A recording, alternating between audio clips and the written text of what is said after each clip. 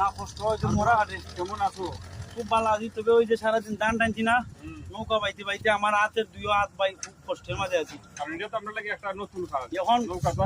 না নৌকাও তখন নৌকা নিজেরও নাই, ও বাড়ির থেকে আরো জনের নৌকা আনি এখন ধানটা উঠাইতেছি। তখন সমস্যা কি জানি আমরা ওদের নৌকাও বাইতে পারেন না, অনেক বস্তা তুলার সময় বুড়াইলেন নৌকা বুড়াইলেন অনুপুরাইলেন 3 খেরো লাগলাম আরো 2 নৌকা রয়েছে, 2 নৌকা যদি আইন হই দেশে আরো যে কৃষকের দেখলাম ওদিকে পানির মাঝে দাঁড় আছে, প্রচুর নৌকা আরো আছে, এরা আনছুন আস্তা দিনই আনছুন, সারাদিন নৌকা দিয়ে আনছুন আর ফিকার দিয়ে ওখান থেকে নিছুন রয়েছে। ওখান সোহাগ ভাই যারা কইতাম চাই যদি হাওড়ের মাঝখানে দিয়ে একটা রাস্তা যদি সোহাগ ভাই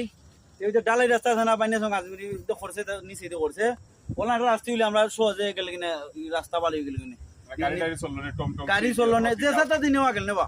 এখন যে পরিশ্রমের মাঝে আমরা পড়ছি এটা দানের যে দেখা গেছে না এটা এতে বেশি দান কিনতাম না, এটা দেখা যায় এটা ওই মায়া এত তুলা লাগে না এখন করছি দিকে তো বিপদে পড়ছি যখন মাতমিনে ভরে আমি সমস্যা মাঝে আসি রেবা। ঠিক আছে ইয়া আল্লাহ আমার মা বহুত কষ্ট হইছে বাবা কষ্ট মা মাতমিনে ভরে রেবা আমি রেবা ইয়া আল্লাহ রে সারা দিন ওই আসলে সকলে দোয়া কইরো রে আমার কথা দোয়া কইরো গতি খারাপ রেবা ইয়া আল্লাহ দোয়া কইরো গতি খারাপ। সবাই ভালো থাকবেন সুস্থ থাকবেন ওকে আল্লাহ সীতাটং না